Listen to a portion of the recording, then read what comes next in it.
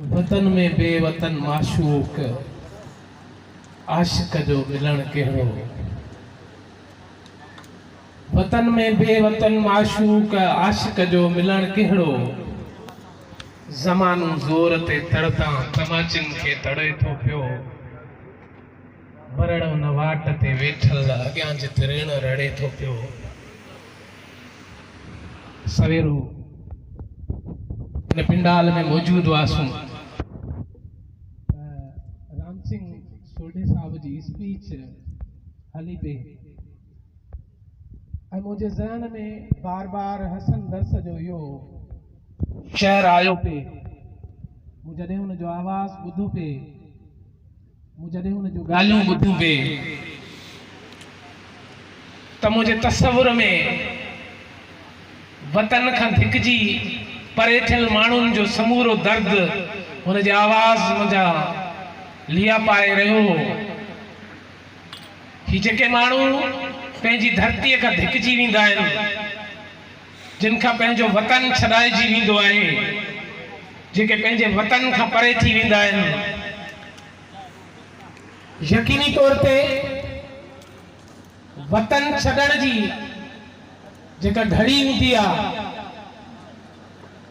पंहिंजो ॻोठ पंहिंजी ज़मीन खां छॾण जो जेको टाइम हूंदो आहे, ऐं सम्झां थो त उहो माण्हूअ जे अंदर में जेका करबला में बर्पा करे छॾींदो आहे, उन ई मज़ा सिंध जा ई समूरा हिकिड़ो पूरो नस्ल आहे सोढनि जो जेको हुन मां गुज़रियो आहे।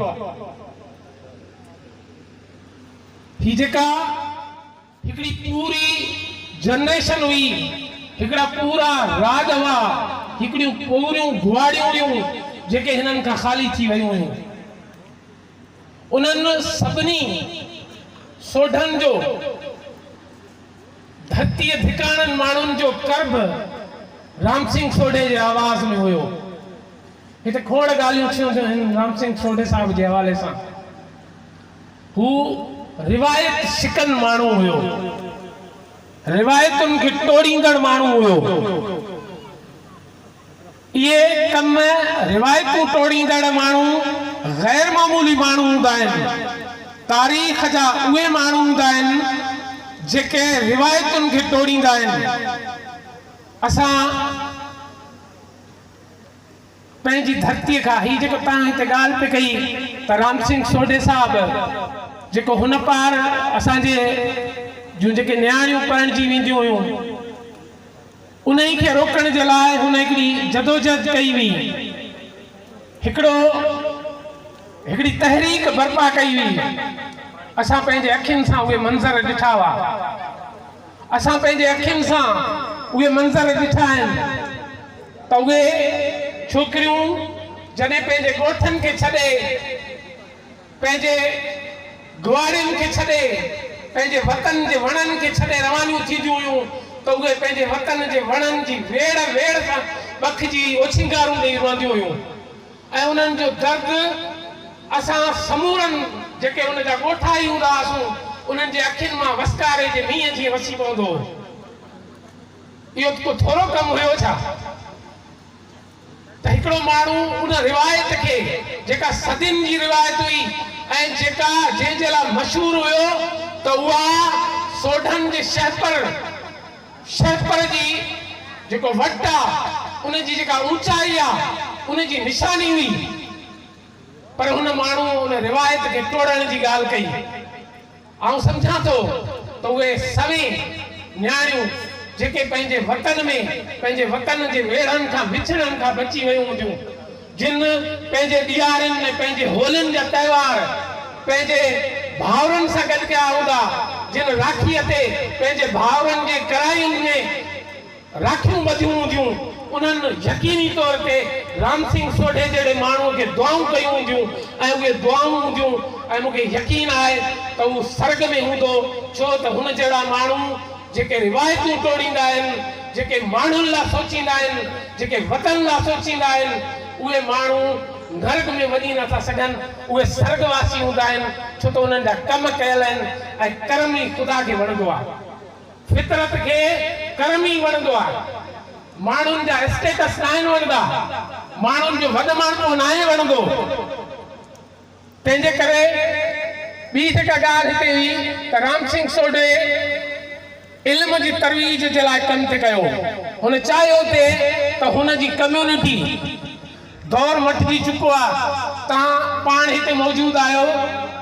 अॼु जे दौर में तव्हां कॉम्पिटिशन तॾहिं करे सघो था, तव्हां मुक़ाबिलो तॾहिं करे सघो था जॾहिं तव्हां तइलीम जे मैदान में अॻिते ईंदो, तव्हां इल्मु विकिराईंदो।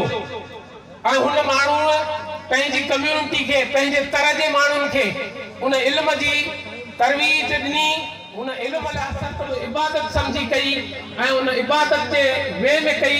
हुन सियासत खे पटेलीअ लाइ कोन थी कई, हुन जे रत में शामिल हुयो।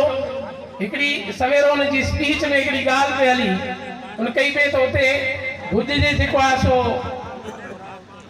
राजा हो हुनखे घुरायो ऐं हुनखे चई त जेको आहे सो घुर तोखे छा घुरिजे थो, त हुन चयो त मूंखे आसीस घुरिजे थी। इहा आसीस हुनखे कुझु बि नथे घुरियो। पिनंदे परदेस में तिन सोढिन न अचे शर्म। ऐं सम्झां थो त इहे सिटूं जेके असांजी लोक ॾाहत में ईंदियूं रहियूं आहिनि, उहे उन पंहिंजे DNA जो तसलसल पे रखियो। हुन पंहिंजे नसुलनि जे लॼ जी रत जी लॼ पे रखी ऐं हुन चयो त मूंखे कुझु बि कोन थो घुरिजे, मूंखे आसीस घुरिजे थी। तोड़े जो हू बेवतन थियल माण्हू हो, हू पंहिंजे वतन खां धिकियल माण्हू हो, हू परे वेठल हो, हू हिकिड़े ॿिए इलाइक़े में वियल हो, ॿिए वतन में वियल हो, पर हू सोढो हो। ऐं हुन चयो सम्झो थे त आउं जेकॾहिं हिन खां कुझु घुरंदुसि त मुंहिंजे शैपर जो तगतुस किरी पवंदो। उन करे हुन चयो त मूंखे सिर्फ़ु आसीस घुरिजे थी। उन करे हुन जहिड़ा माण्हू जेके गैर मामूली किरदार आहिनि, उहे तारीख़ उन्हनि खे यादि रखंदी ऐं यकीनी तौर ते हू असां सभिनी जे दिलनि में ताउमिरि जेसिताईं हीउ देश ज़िंदा हूंदो, असांजी ॿोली ज़िंदा हूंदी, हीउ वतन ज़िंदा हूंदो ऐं हिते जा माण्हू ज़िंदा हूंदा, तेसिताईं राम सिंह असांजे दिलनि में हूंदो ऐं असीं हुनखे प्यार ऐं मोहबत सां यादि कंदासीं। महिरबानी।